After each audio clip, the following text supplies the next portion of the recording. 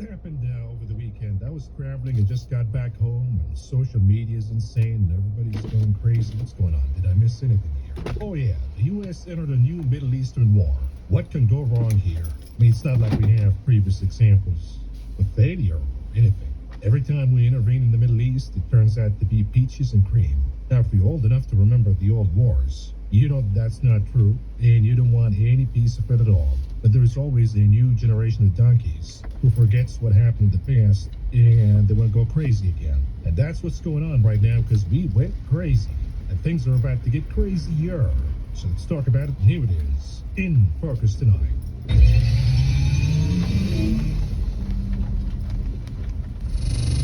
War. Yeah, baby. And now we're in it to win it. We're all in now. And of course, rumor has it that the orgasm released by the warmongers last night was so big and massive. According to the official government statistics, the load released by the warmongers last night was about 10 times as large as the maximum payload of the B-2 bomber. It gives a new meaning to the Midnight Hammer operation. In a nutshell, the U.S. dropped a massive amount of bombs on the Iranian nuclear reactors and locations. As, of course, we've explained repeatedly in this program, it's gonna happen, it's in the bag, it's inevitable, and what's also inevitable is what's gonna happen after. That's what's really important. One step at a time. As I said, not really hard to predict, and I think before about 99% of everyone's channel was pretty much the first that this is gonna happen. And soon enough, the symbolic mark on military action against Iraq July was significantly higher.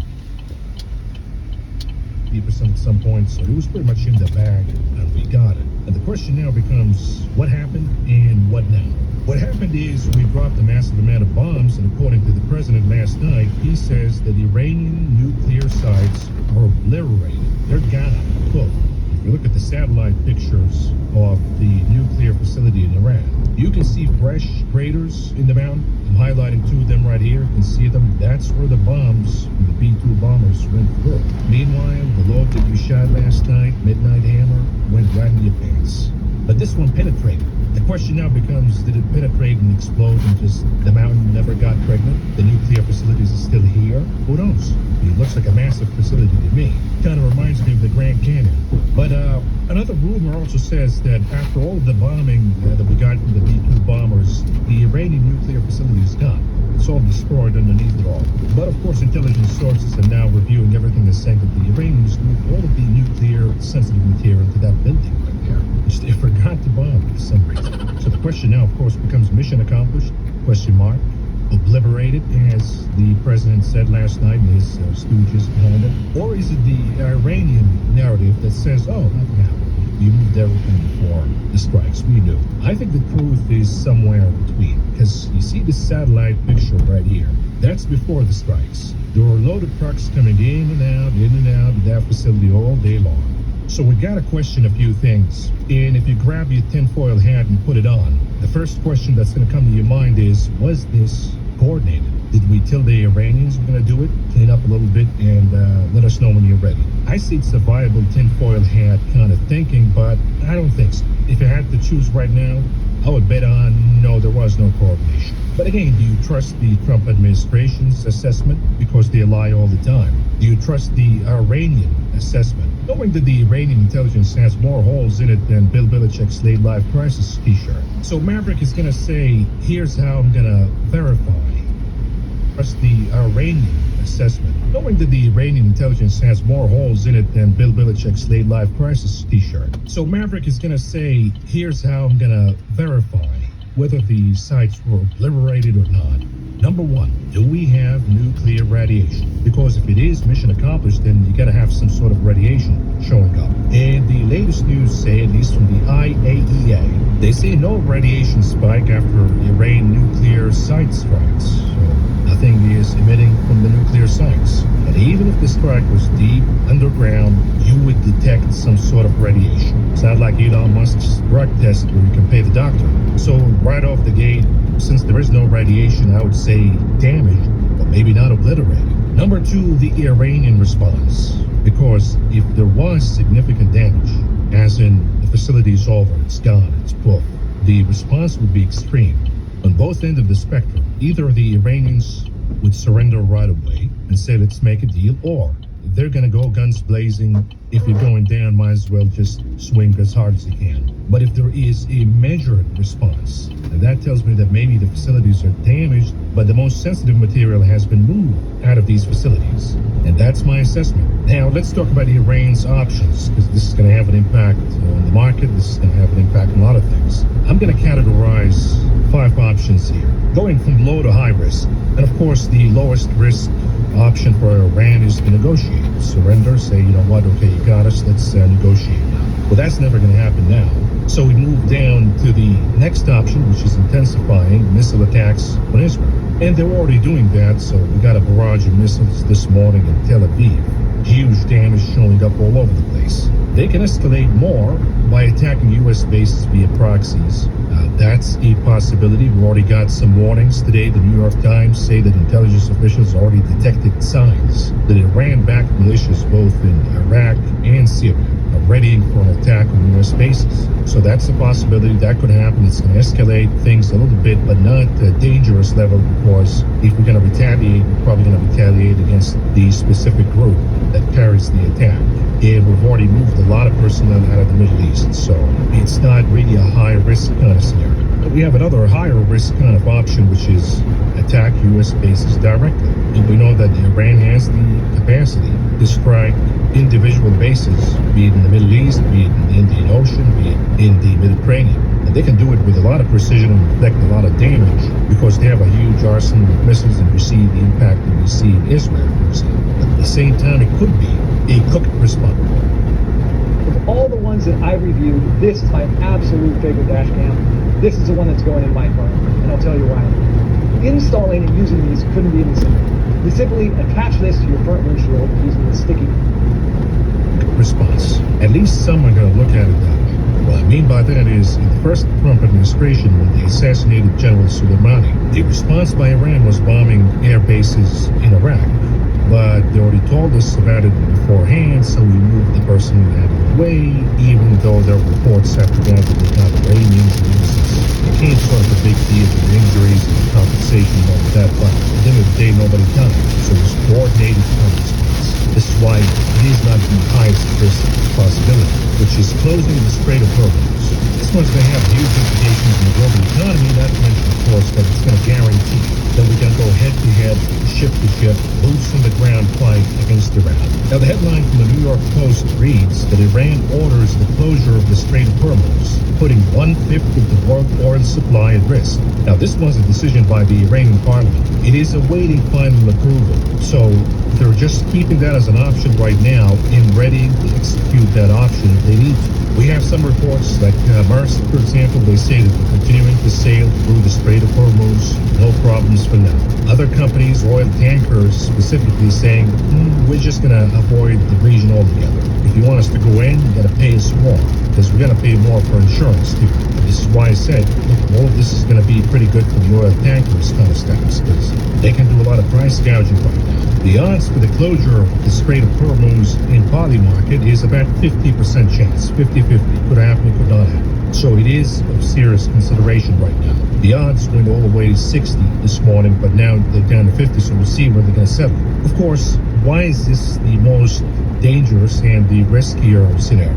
The fifth option, not just because it's going to invite war, a direct face-to-face confrontation between Iran and USA, not because it's just going to cut off the supply of oil and increase oil pricing globally, impacting a lot of these Middle Eastern oil-producing nations. But the most important impact is the effect on China. Of course, China is the biggest importer of oil from that strait, from that region. And if they get cut off, it's going to have devastating economic impact against China. Perhaps this week we produced a video for the members. We talked about China's stake in the Middle East war, the economic impact, and of course, would that economic impact be big enough as it to invite China into this conflict militarily? We talked about all of that, and of course, in tomorrow's video, we're going to do Russia's stake from the Middle East war. So folks, join us if you can. It's the only way we can beat the YouTube oligarchy. We want to be under their rules, so we have to be under yours. So please consider joining us as a member, and we're going to put that video out for you tomorrow. But the U.S. is asking China to turn up the heat against Iran and say, don't close the Strait of Hormuz. But I showed you that China is pissed off about this situation. They think that the U.S. and Israel crossed many red lines, and they're not going to be obliged to say, okay, U.S., we're just going to accommodate whatever you want. Yeah, we'll tell Iran, don't close it. At the same time, if it is closed, it's going to impact China negatively. They're going to get cut off with about 30 to 40% of their imports of oil. Now, there is a scenario where we can see Iran closing the Strait of Hormuz and not cutting off China's supply. But that's going to require transporting the oil from Iran into Pakistan. And then Chinese ships sail all over Pakistan without crossing the Strait of Hormuz, pick up the oil and move back. Meanwhile, Iran cuts off others besides China. It is a possibility. It requires a lot of logistics, of course. It's not easy just to ship the oil across the border, number one. And number two, what is Pakistan's stake from all of this? Because Pakistan been outspoken about their opposition to this war and in support of Iran. At the same time, they have alliances with the U.S. and China. So Pakistan is in a weird position where at some point I think this is going to break.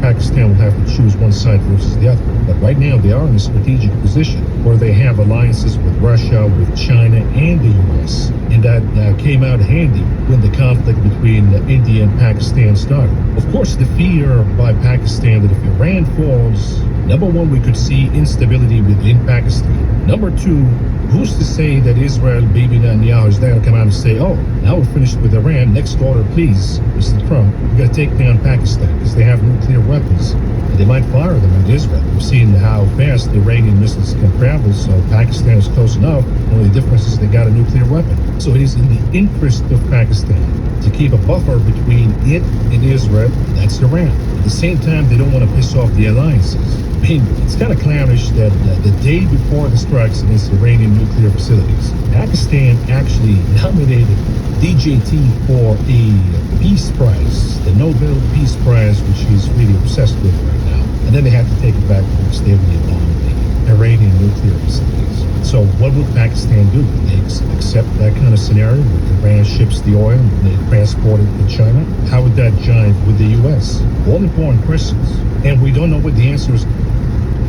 We've taken our classic chicken sandwich to the next level with juicier, crispier, tastier chicken, crunchier pickles, and creamy mayo, all served with lettuce and tomato.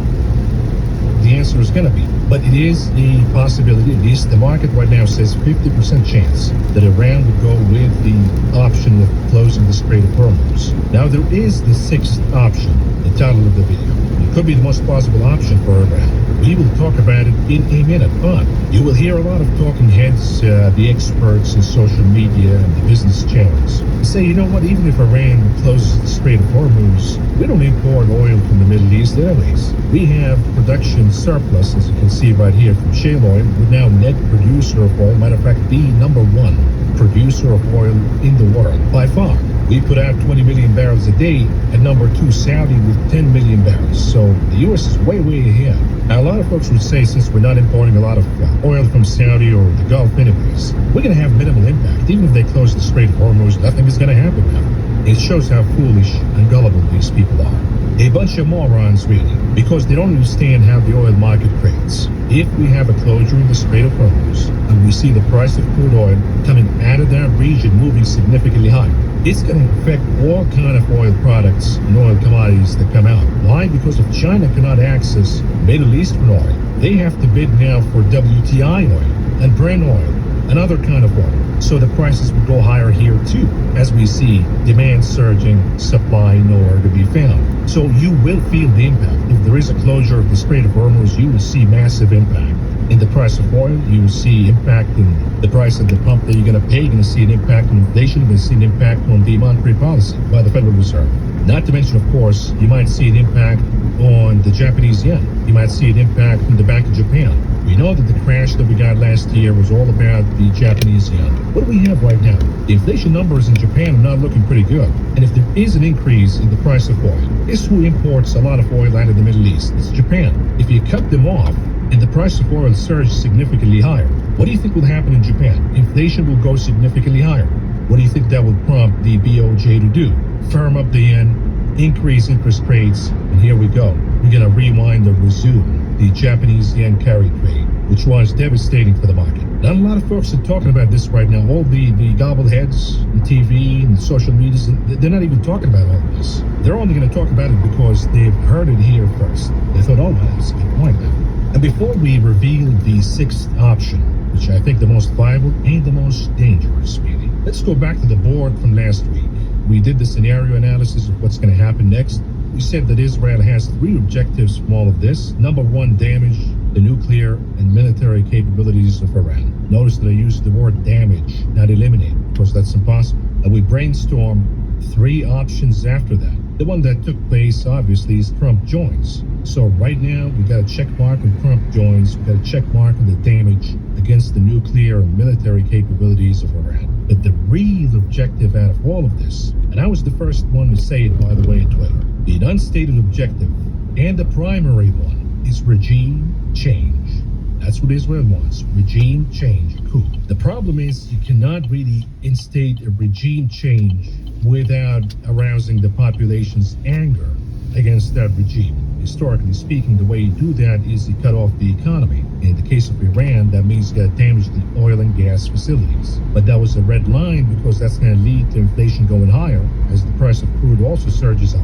And that was a no-go for Trump, who was elected to combat inflation. This is why the Israelis haven't done that yet. And both Trump and the Israelis now believe that they can skip number two and move straight ahead to regime change. And they can do that by the assassination of the Ayatollah, which I told you, anybody who thinks that you're going to assassinate the Ayatollah and then bring back the Shah or whatever, and the Iranian people will feel liberated, as Dick Cheney said about Iraq.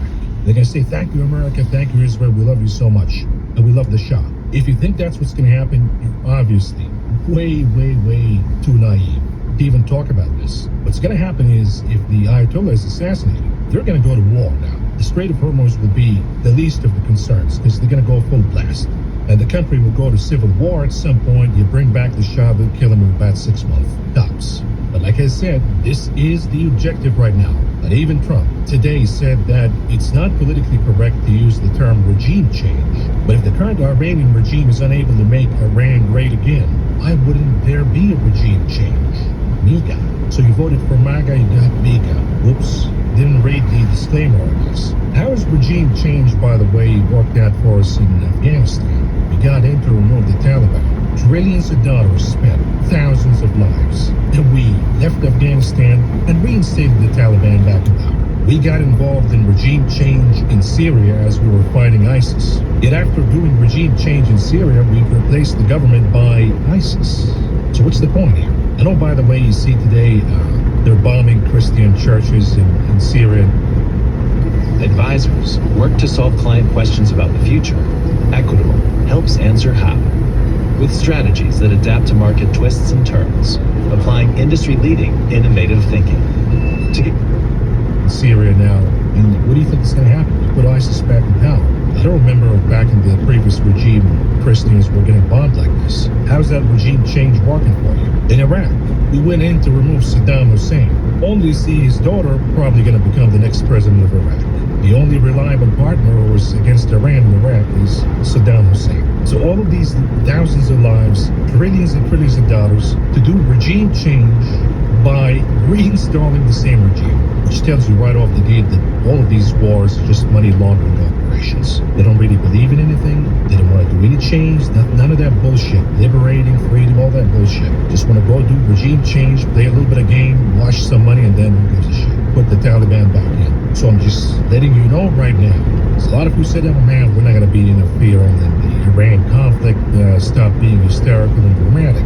What do you got to say right now? So I'm telling you right now, right here, we're going to head to that regime change. And you think what the consequences will be. And it's not the rosy picture that they're painting in the media right now. Oh, the Iranian people are sick and tired of the regime. They're going to be liberated, like Dick Cheney said. That's not going to be the case. I'm just telling you right now. So we go back to Iran's options. What is the sixth option that Iran could use? Here's a hint for you. The headline from Newsweek reads, Iran's low lawmaker eyed page from North Korea's nuclear playbook after U.S. strikes. What are they talking about? See, Ian Brimmer made a tweet last night said, turns out not having nuclear weapons can be a serious vulnerability. Iran, Libya, Ukraine, Iran. In other words, Kim Jong-un was right all along. If you want to survive the hegemony of the USA, you better have some nuclear weapons. Not only that's going to lead to the end of the nuclear non-proliferation agreement or whatever. Think about the message to China, which says you got to ramp up building those nukes. You got 600 nukes right now.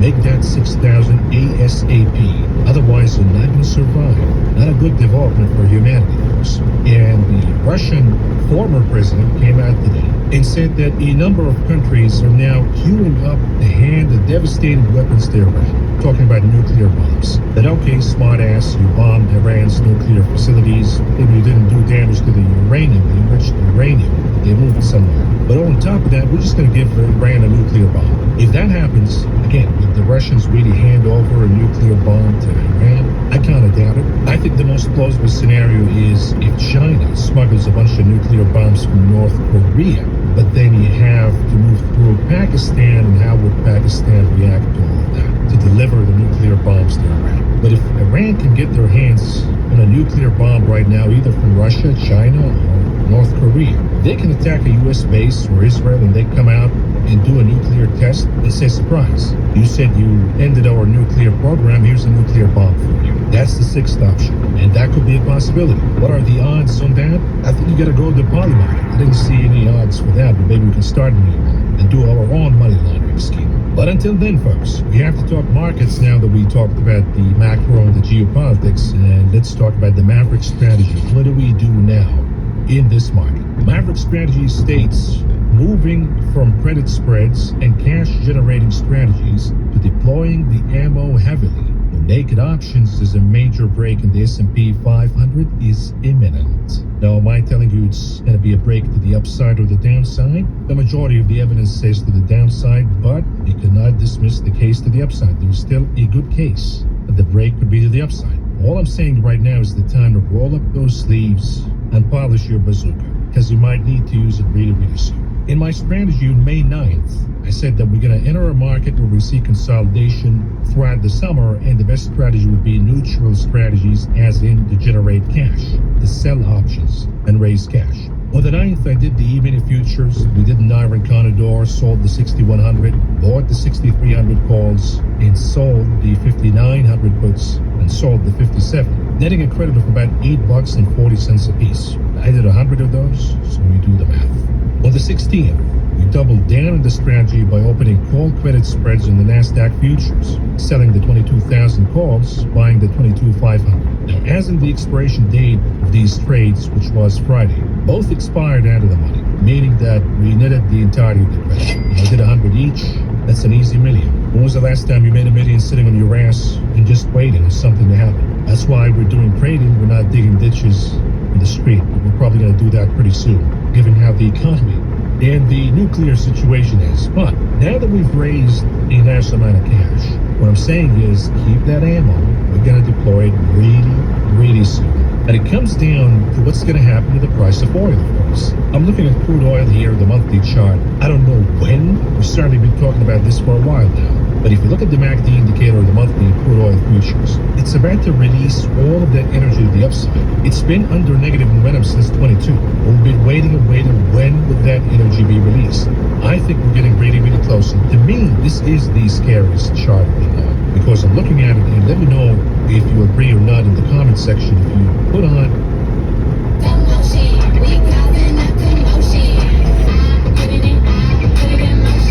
with the right partner to help make your data AI ready, you can unlock value and potential. HPE. Put on your technical lens alone. Where do you think this chart is going? I think the majority of you would agree that from a technical lens alone, this chart is probably about to break to the upside. Now, why the hell would it break to the upside when we have global recession fears, stagflation, and tariffs and all of that? The only viable possibility why we would see the oil price moving significantly higher is a major geopolitical event. So if you think that we've seen the major geopolitical event yesterday, according to the chart right now, you haven't seen a damn thing yet. This thing's going to escalate. I hope I'm wrong, but I don't think that's going to be the case. And that's why it's a really terrifying chart to look at. Now, in the short run, when you look at the skew for Brent oil, for example, we've seen the highest skew in years, the call skew, which usually comes closer to the top. You might see oil reacting negatively in the short run, as in to say, okay, maybe now we're going to reach a settlement. Maybe things cooled off, Iran got a hit, but they didn't respond for 2 days. But the longer run charts are saying no, things are going to flare up, and you will see a massive escalation, which will lead to a monthly breakout in the price of crude. Now, what you need to understand is a move higher in crude oil negative or positive for the market? Because what you're looking at right now, using U.S. oil, this is WTI in green, and then you have the S&P 500, the stock market in red. You can see that we have periods where we see, for example, crude oil going higher and the market going down. When you see that, then we have an inflation scare.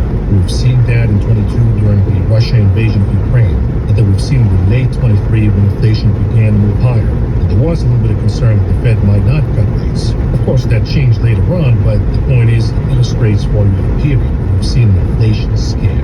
Now, you could see other periods where we see the price of oil, for example, heading down and the stock market heading higher. Usually that comes in inflation relief episodes, such as in the aftermath when oil topped in 22, such as, well, the resolution in the third and fourth quarters of 23 when the Fed said, yeah, we're going to cut rates. And you see it recently in 24 as the market rallied and we've seen crude oil heading down. All of that is based on, okay, inflation is going down, that means maybe the Fed is going to begin to decrease rates so the market heads higher. How do you know that this is going to be an inflation scare or not? Plug in something such as the TMV. The TMV is the inverse of the TLT, which is the bond ETF. Now, you might already know that bonds move inversely. The price of bonds, that is, moves inversely to the yield of the bond. In other words, TMV is tracking the yields, not the price of bonds. If we see, as I'm highlighting right here, TMV, of course, in white. If you see crude oil and the TMV, aka bond yields, heading higher together, then it's problematic, because then it's saying, watch out, we have an inflation episode. What do we see right now? Not quite. We see yields kind of heading down a little bit. We see oil moving higher. But if that begins to change, then we got a massive problem with the market. Why? Because the geopolitical event has now become an economic event, has now become a monetary policy event, where the Fed perhaps not going to be able to cut rates at all this year, or perhaps increase them to combat the inflation risk. Let's do a few more charts here. How about the evening futures at the time of the recording of this video? This is adjusted, of course, so we count in all the dividends and the contract updates. If you look at this, we have a break outside of the rising wedge.